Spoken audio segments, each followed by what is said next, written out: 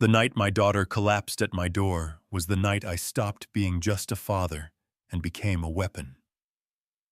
The pounding came hard and fast, shaking my front door so violently I thought it would snap off its hinges.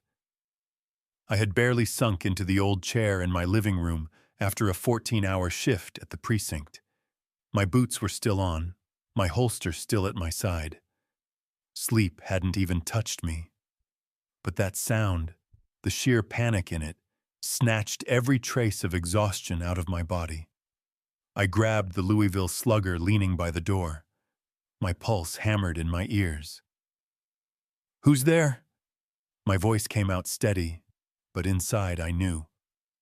Something was wrong.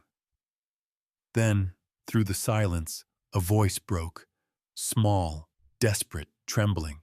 "Dad, please, open up." I froze. My blood turned cold. That was Emily, my daughter. I ripped the door open. She collapsed into my arms, weightless, trembling like a leaf in the wind. The porch light caught her face and my world split in two. Her lip was torn, blood crusted at the corner. One eye swollen shut, the other glazed with pain. Her skin ghostly pale against the purple bruises staining her cheek. "Emily, Jesus Christ!" My throat locked up. She clutched her stomach, her hands shaking violently. When I lifted her blouse, rage nearly dropped me to my knees. A bruise the size of a grapefruit spread across her abdomen. Black and blue, proof of fists that didn't stop until they broke something inside her. My blood boiled so hot I thought my chest might explode. "Who did this?" My voice cracked, half a growl, half a plea. "Tell me it wasn't Victor." Her tears streaked down, burning into my shirt. He hit me, Dad. Because of her. Because of Cassandra." It was like acid poured straight into my veins. I had trusted Victor Callahan with my daughter's life.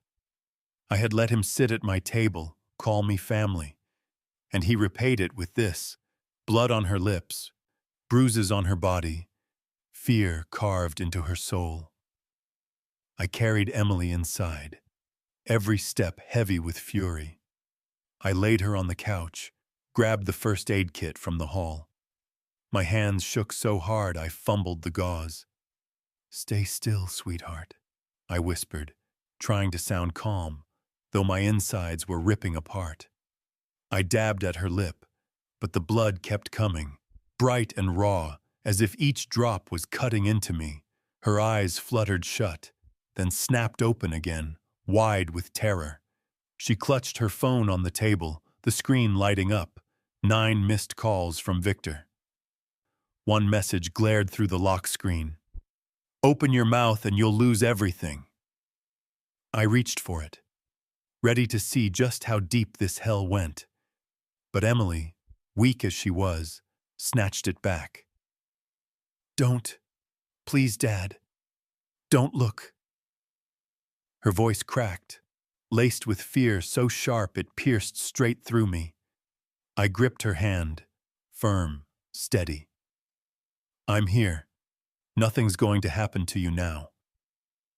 But deep inside, I knew the truth. This had already gone too far. That night, as she lay broken on my couch, I swore something I had never sworn in my life. I wasn't just going to be her father. I wasn't just going to be a cop. I was going to be her shield, her sword, her vengeance. And Victor Callahan had no idea what storm he had just unleashed. I scooped Emily into my arms, her body limp against me, lighter than I remembered. She used to run across the yard with a laugh that filled the air. Now she could barely breathe. Every time the car headlights outside flickered across her face, I saw another bruise I hadn't noticed before. My chest felt like it was caving in. My truck was still in the shop, brakes shot, so I grabbed the phone and called for a cab. While waiting, I wrapped her in a blanket, trying to keep her warm. She kept whispering, "I'm sorry, Dad.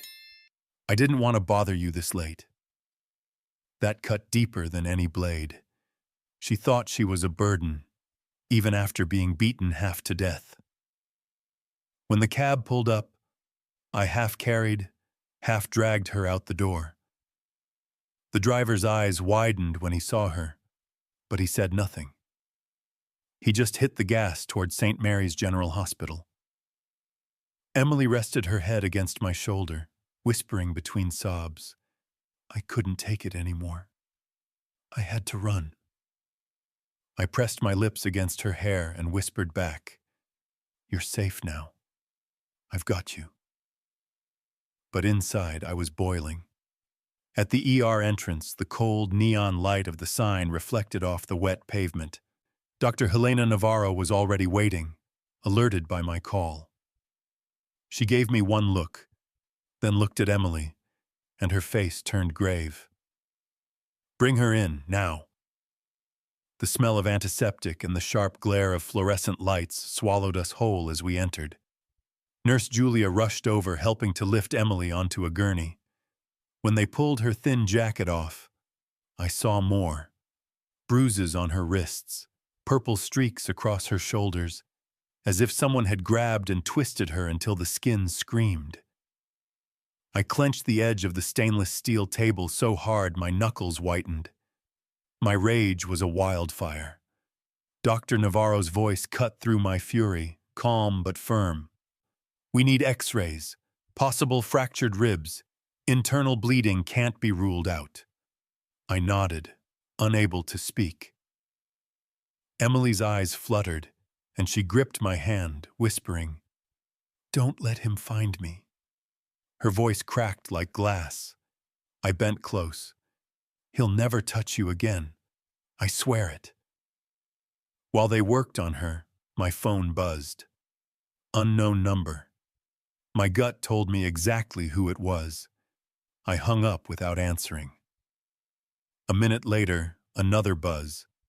This time, a message lit up the screen. "Shut your mouth, old man, or she pays double." My hand shook around the phone. For a moment, I wanted to march straight to Callahan's Pawn and Loan, put my gun on the table, and end it all right there. But Emily's trembling fingers still clung to mine.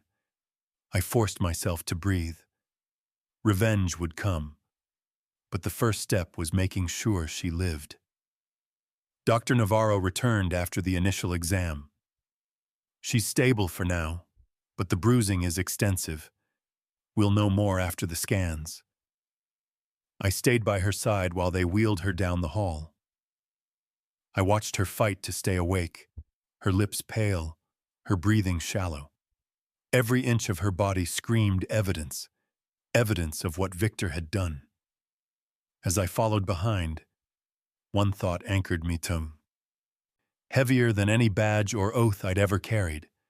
Victor Callahan thinks he broke my daughter. He has no idea he just made me unstoppable. By the time we got home from St. Mary's, dawn was just starting to push through the blinds. Emily was asleep in the back room, her body wired to painkillers, her face swollen and pale. I stood there watching her chest rise and fall, whispering to myself, "She's alive. That's all that matters for now." But I knew sleep wouldn't come for me. Not tonight. Not ever again. Not until Victor Callahan paid for every bruise on her body. I stepped outside to clear my head. Across the street, Mrs. Teresa Alvarez was sweeping her porch, her scarf tied tight against the morning chill. The moment she saw me, she dropped the broom and hurried over. "Bruce, I heard knocking last night. Crying too, was it Emily?" Her voice was sharp with worry. I didn't bother hiding the truth. Victor put his hands on her, threw her out in the middle of the night. She barely made it here alive. Her eyes hardened. "That bastard." Then she paused, lowering her voice. "My security camera caught everything. The knocking, her crying, "You should take it." Hope sparked in my chest for the first time in hours. "Show me." She pulled out her phone and opened the app. On the screen, grainy footage lit up. The timestamp, 2:17 a.m. There was Emily, banging on my door with what little strength she had, her voice faint through the microphone. "Dad, please." The sound tore through me all over again. But it was more than pain. It was evidence. Solid, undeniable evidence. "Email it to me, and keep a copy for yourself." My voice was tight, controlled. "I'll testify if you need me," she said firmly. "You fight for her, Bruce. Don't let him get away." I shook her hand, gripping it harder than I meant to. "Thank you, Teresa. You don't know what this means." Back inside, I opened my laptop and loaded the footage onto a flash drive. Then I grabbed my camera. Emily was still asleep, but I pulled the blanket back and started taking pictures. Her busted lip, her swollen eye, the bruise across her ribs that looked like it had been painted on with black ink. Every flash of the camera felt like a stab in my heart, but each one was a weapon. I laid the photos out on the table next to the video file. My fists clenched. This wasn't just a father's grief anymore. This was a case. And I wasn't just Bruce Dennison, the dad. I was Detective Dennison, 30 years on the force, a man who knew exactly how to build a file that would bury a predator. I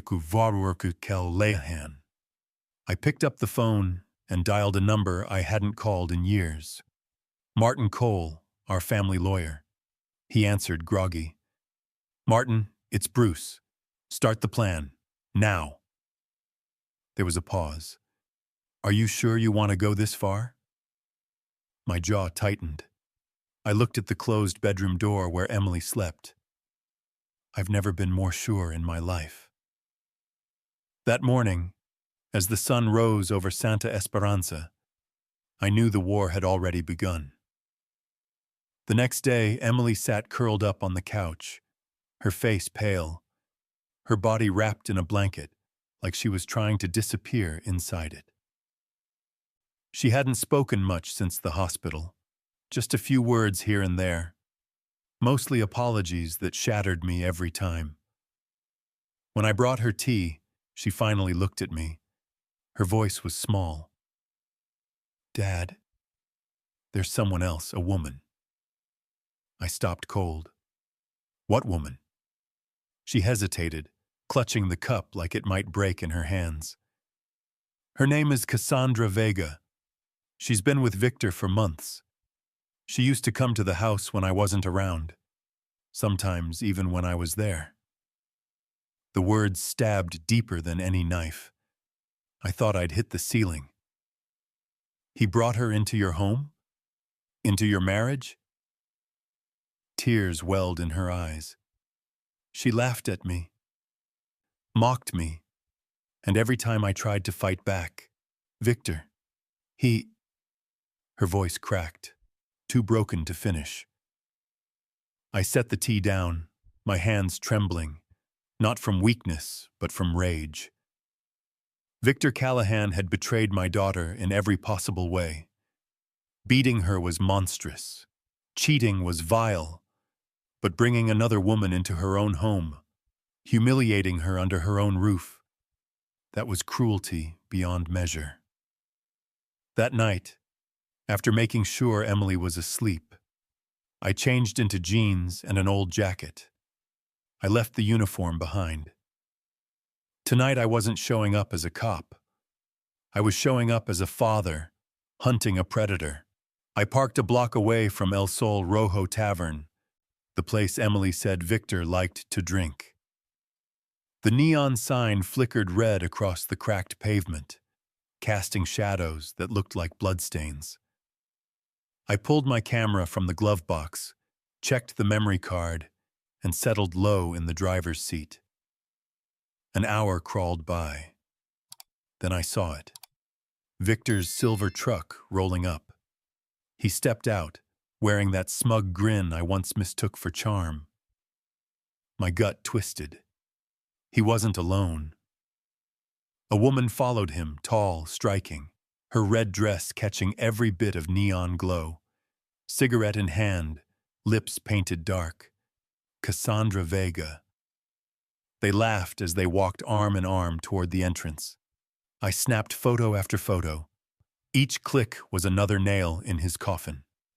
Their faces illuminated under the sign, his hand on her waist, her head thrown back in laughter. Meanwhile, my daughter was at home, barely able to breathe from the bruises he gave her. They stayed inside for about 30 minutes before reappearing, even closer now. Victor opened the truck door for her like some perfect gentleman. I kept the camera steady.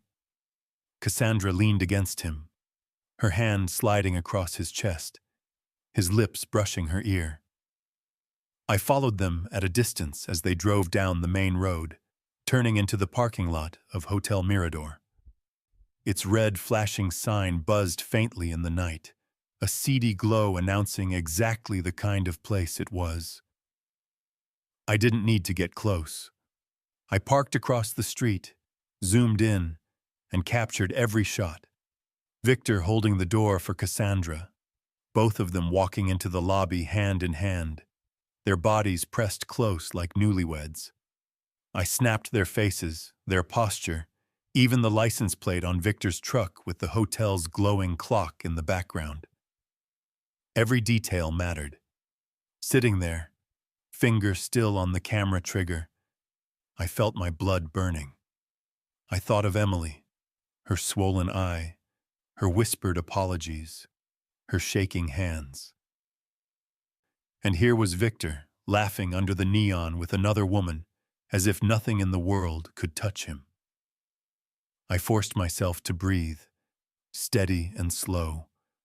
I couldn't afford to storm across the street and beat him bloody, no matter how much every nerve in my body screamed for it. This wasn't about revenge anymore. This was about building a case so airtight, he'd never crawl out from under it. Back home, I transferred the photos to a secure folder on my laptop, labeling each one with the time and date. His face, her face, the truck, the hotel sign. One by one, they formed a chain of evidence so strong it made my chest tighten with grim satisfaction. I called Martin Cole. My voice was flat, controlled. I have them. Photos of Victor and Cassandra. Faces clear. License plate. Timestamp. There was a pause, then Martin's voice firmed. Excellent. That's exactly what we need. Keep them locked up tight. This is the kind of evidence a judge can't ignore. I leaned back in my chair, staring at the screen as the images flashed by. Victor Callahan thought he was untouchable, but now I had him caught in the act, wrapped in his own arrogance.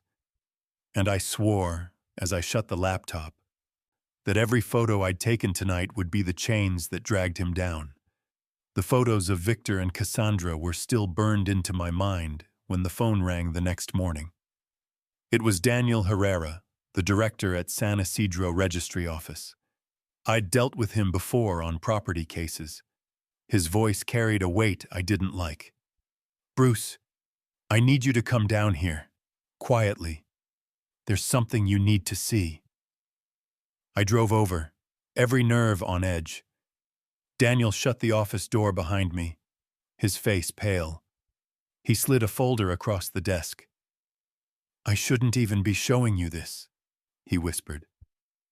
But when I saw your name and Emily's on the paperwork, I knew something was wrong. I opened the file. My stomach dropped. It was a land transfer document. My father's property. The land that had been in our family for generations. Signed over. to Cassandra Vega. I stared at the signatures. My name. Emily's. Except they weren't ours. They were crude forgeries, shaky imitations that wouldn't fool anyone who knew us. My fists clenched. When did this go through? 5 days ago, Daniel said, his eyes darting toward the hallway, as if someone might be listening. Victor delivered the papers himself, told my clerk you had authorized him. The blood roared in my ears. Victor hadn't just brutalized my daughter and humiliated her with his mistress. He had stolen from us, stolen what my father bled for, what I had promised to protect. Who else knows? I asked. Only a handful of staff. But Bruce, listen to me. If he pulled this off, someone in this office helped him. Be careful. And don't tell anyone you got this from me. I copied the file, every forged page, and slid it into my bag. My jaw locked tight as I thanked him. Walking out, I felt like the ground itself had betrayed me. That land wasn't just dirt and deeds, it was family history, sweat and memory. And Victor Callahan had trampled it like it was nothing. On the drive back, my thoughts were razor sharp. He thought he was clever, covering his tracks with lies, hiding behind Cassandra. But he'd made one mistake. He underestimated me. When I got home, Emily was resting on the couch. I sat beside her, laid the papers on the table. Her eyes scanned the forged signatures. She covered her mouth, tears welling. Dad, he even stole Grandpa's land? I put my hand over hers. He tried, but now we've got him for more than assault. This is fraud, and fraud leaves a trail. In that moment, my anger hardened into resolve. The bruises on Emily's body would heal with time, but this, the theft, the betrayal of blood, this would be the nail in Victor Callahan's coffin. The bell above the door at Callahan's Pawn and Loan jingled when I stepped inside, but the sound was swallowed by the stink of cigarette smoke and oil. Shelves of used tools and broken dreams lined the walls. Behind the counter, 2 men leaned against the glass case. Victor's muscle. Leo and Ramon Ortega. They smirked when they saw me. Well, well, Leo said, his voice dripping with sarcasm. Look who's here. Daddy Cop. I didn't flinch. I walked straight through the haze, past the shelves, past their grins. The office door at the back was half open. Inside, Victor sat at a desk stacked with bundles of cash, flipping through bills like a king counting tribute. He looked up and grinned. Bruce Dennison, my favorite father-in-law. What brings you here? Looking for a loan? I shut the door behind me and dropped a thick folder onto his desk. The photos of Emily's bruises slid out, followed by the video still from Teresa Alvarez's camera, then the forged land documents, then the hotel photos of him and Cassandra. Each page landed like a hammer. Victor's grin faltered for a second, then returned. What's this supposed to be? Scrapbook of your paranoia? I leaned in, my hands flat on the desk. That's the evidence that's going to bury you. Assault, fraud, adultery. Pick your poison. His eyes narrowed. You think some pictures and papers scare me? I've got lawyers who eat men like you for breakfast. My blood boiled, but I kept my voice ice cold. You laid your hands on my daughter. You dragged her through hell. You forged my name to steal from my family. And now I'm here to tell you, your time's up. Victor shot out of his chair, slamming both hands on the desk. Your daughter is weak, Bruce. She deserved discipline. You know it. For a split second, my vision went red. My fists itched to grab him by the throat, but I didn't move. I couldn't give him that satisfaction. Instead, I reached into my jacket, pulled out my badge, and set it on the desk between us. The metal glinted under the fluorescent light. "I'm not just her father," I said. "I'm a cop, and I'm coming for you legally. No more backroom deals, no more lies. The law is going to strip you bare." The office door creaked. Leo and Ramon stepped in, blocking the exit. Ramon cracked his knuckles. "Boss, want us to escort him out?" I turned to face them, sliding my hand closer to my holster, not drawing, just close enough for them to see the intent in my eyes. "Go ahead. Try it. You'll spend the night in a cell before you can blink." They froze, exchanging nervous glances. Victor's face flushed red with rage, but he waved his hand, pretending calm. "Stand down," he muttered. I gathered the papers back into the folder and slung it under my arm. At the door, I turned back one last time. "The rules just changed, Victor. From now on, you don't control this game. The law does." His smile snapped, replaced by a snarl. "If you walk out that door, you're no family of mine. And don't cry when things get ugly." I stopped, looked him straight in the eye. "You're right about one thing.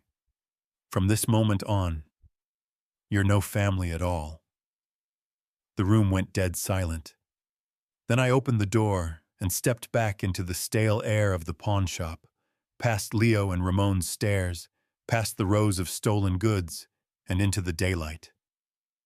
Outside, the sun was sharp, the street buzzing with normal life. But my blood was still boiling. I pulled out my phone, called Martin Cole, and said only 6 words. "It's time. File the lawsuit today." He answered, steady, calm. "Be ready, Bruce. He'll hit back hard." I hung up and stared down the street, my fists tight at my sides. Victor thought intimidation and lies could shield him. But I had evidence, allies, and the law on my side. He had just made the mistake of his life. The morning after I dropped the lawsuit, the whispers began. At Mercado Central, I heard 2 women by the vegetable stall murmuring as I passed. "Emily must have made it up," one said. "They say she talked back to Victor too much. That's why he hit her." Their words cut like razors. These were the same people who had watched Emily grow up, who once gave her candy when she chased me through the market in pigtails. Now they believed the monster who broke her. At Café La Estrella, it was no better. An old man sipped his coffee and shook his head when I walked in. "Bruce is abusing his badge. He's out to ruin his son-in-law." I didn't respond. I just walked past, jaw tight, hands clenched in my jacket pockets. Every set of eyes followed me, some with pity, others with contempt. The walls of my own town were closing in. That afternoon, Martin Cole called me into his office. His face was grim. He slid a thick stack of papers across the desk. "Victor just hired Marcus Delacroix out of Mexico City. He's filed a countersuit. Claims Emily fabricated the abuse to extort him, and that you're leveraging your authority as a cop to smear him." I flipped through the pages, my chest tightening. The ink was still fresh, the lies bold and venomous. My daughter was being painted as a liar. I was the crooked cop. And Victor? He was the victim. Emily sat beside me, pale, trembling. "Dad, he wants everyone to think I'm insane."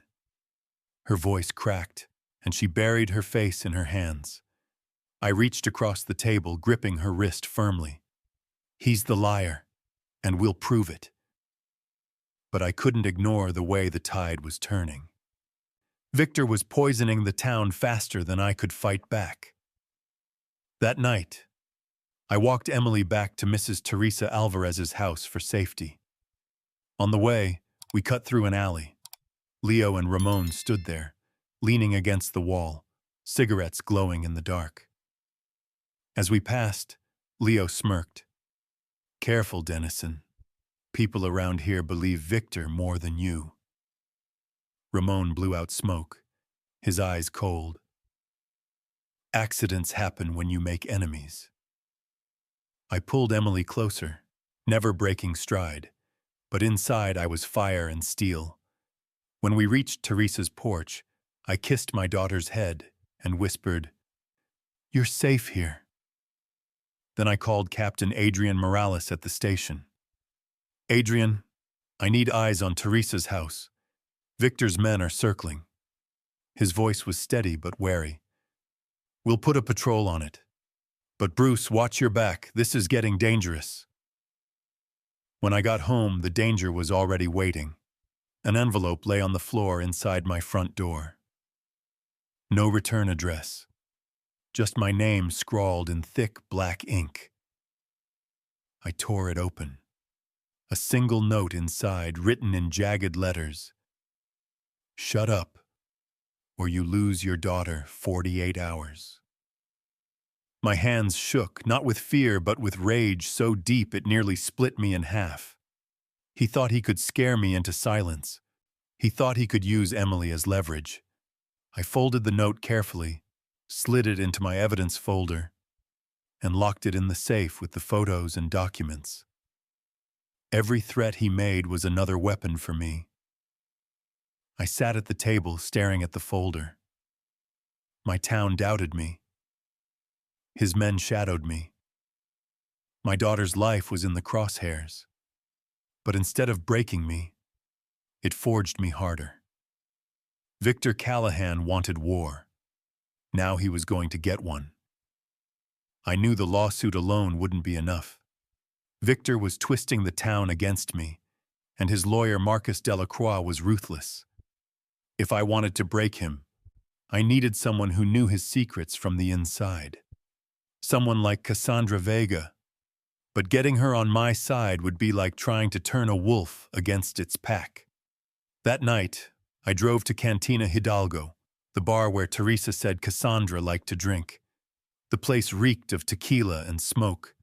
The jukebox blasted ranchera songs that rattled the walls. Men laughed too loud, and the air was thick with desperation.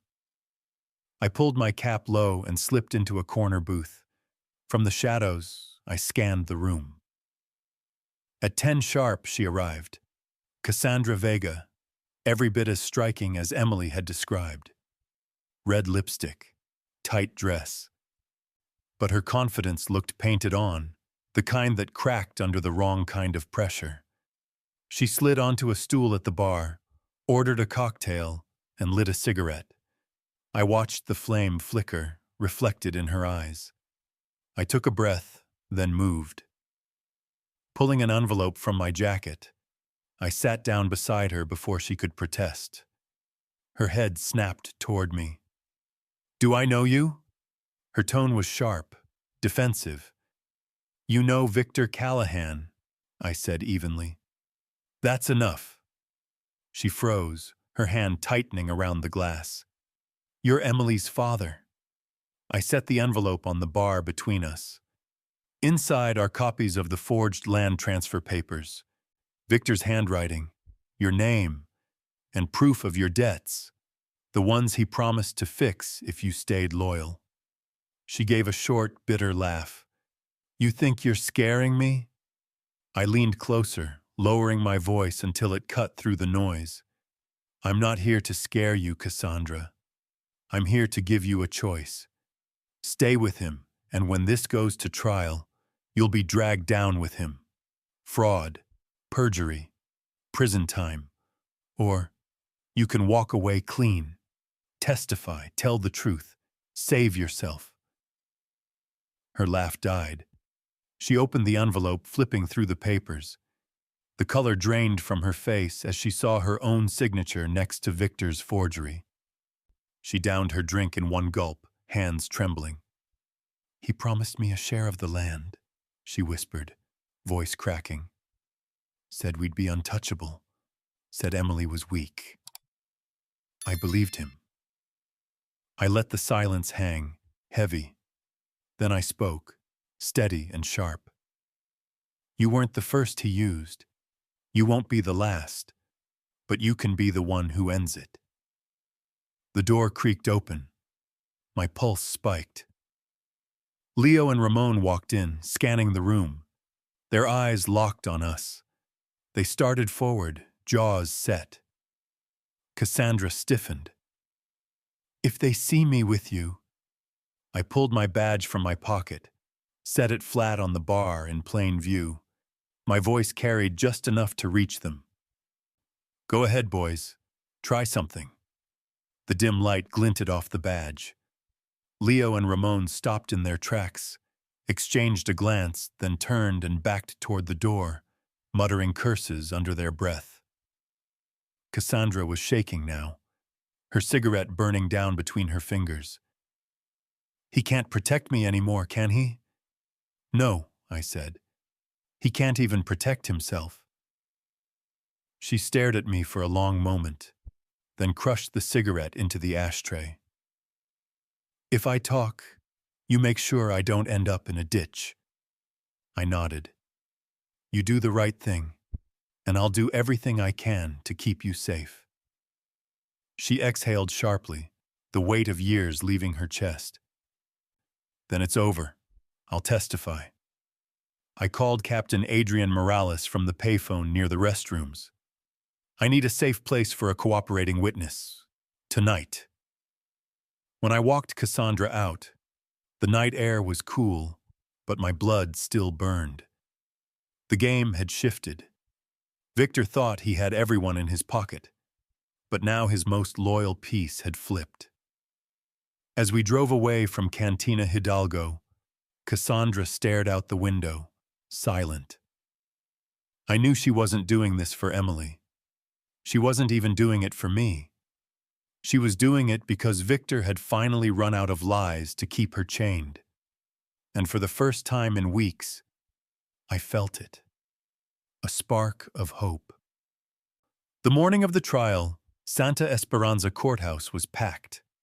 The square outside buzzed with whispers, cameras flashing, people craning their necks to see.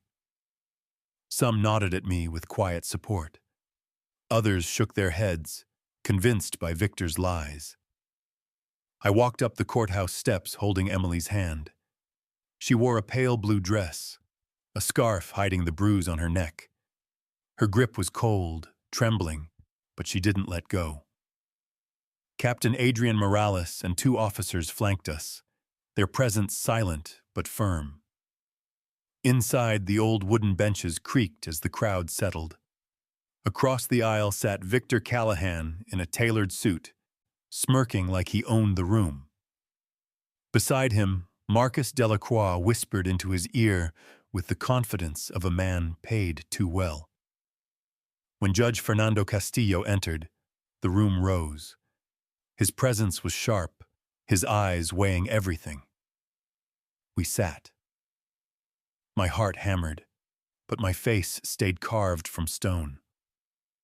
Martin Cole stood first. His voice was calm, deep, and deliberate. Your Honor, today we present not just allegations, but evidence. Evidence of abuse, fraud, and betrayal. He placed the photos of Emily's injuries on the table, one by one. The bruised eye, the swollen lip, the purple welts across her stomach. Gasps rippled through the gallery. Emily bowed her head, her shoulders trembling. I placed my hand gently on her back, grounding her. Martin continued. These are not accidents. They are not fabrications.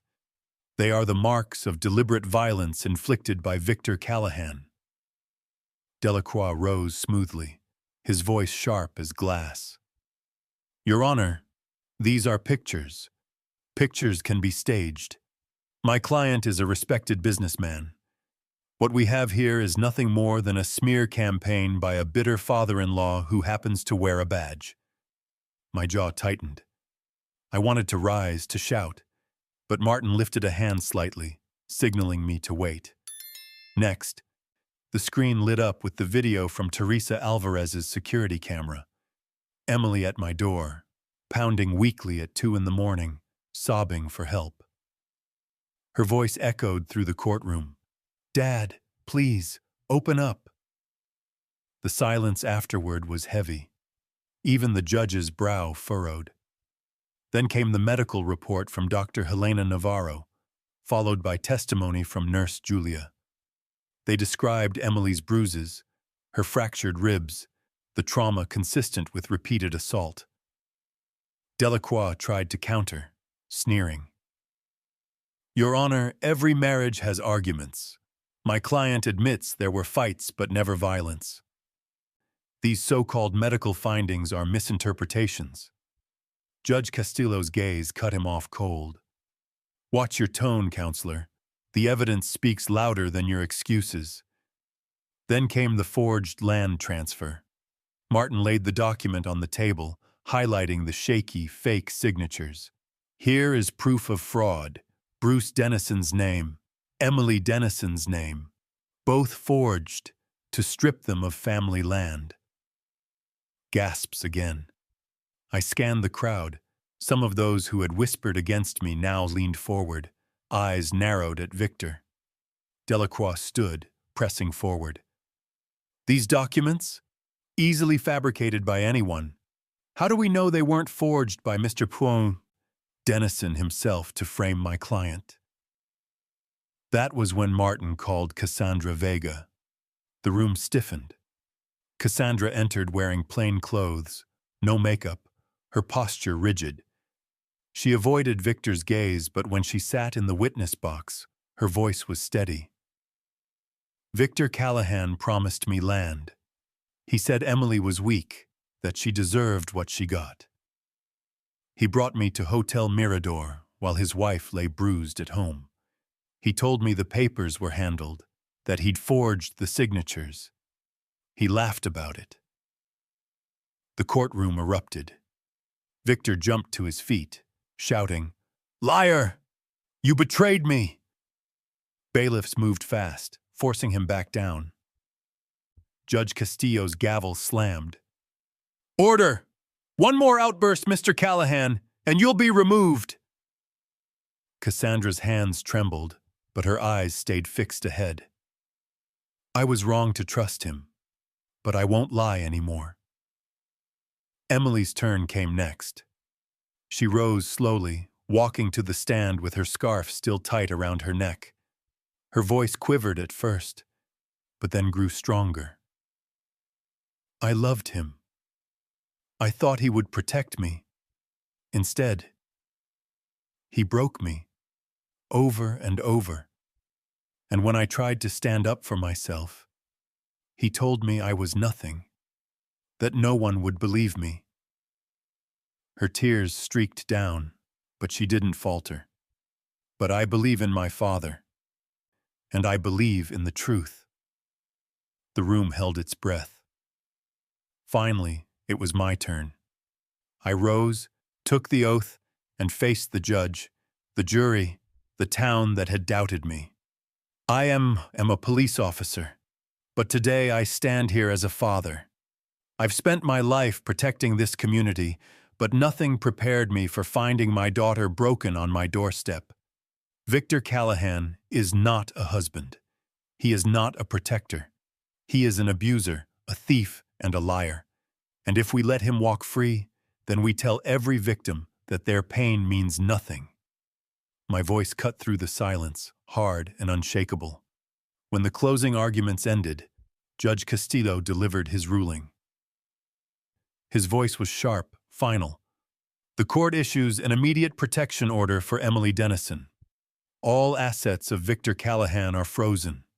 The fraudulent land transfer is nullified.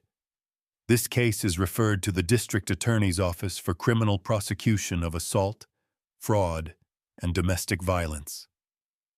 The gallery exploded in murmurs. Victor slumped in his chair, pale, his smirk gone. Delacroix's jaw tightened, but even he had nothing left to say. Emily clutched my arm as we left the courtroom. Outside, the midday sun blazed over Santa Esperanza, bright and merciless. I heard voices around us whispering a different tune now. Denison won. Justice won. But I didn't feel victory. I felt relief. Relief that my daughter was safe. Relief that the truth had pierced the lies. And as I looked at Emily's face, still healing but unbroken, I knew this wasn't the end. It was the beginning of her reclaiming her life. The day after the verdict, the front page of the Santa Esperanza Gazette carried a photo of Victor Callahan in handcuffs, escorted out of Callahan's pawn and loan. The headline was blunt: "Businessman arrested for fraud and domestic violence." I stared at the paper in silence. For months, I had dreamed of this moment. Victor exposed, his lies burned away. And yet, what I felt wasn't triumph. It was something heavier.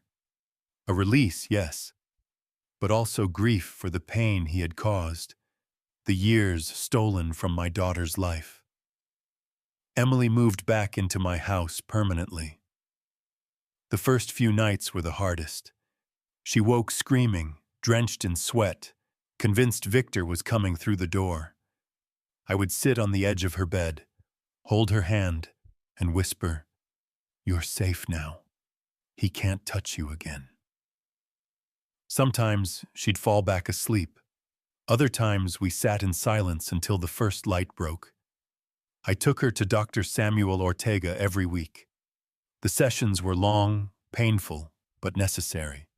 Slowly, Emily began to reclaim pieces of herself. She stopped wearing scarves everywhere.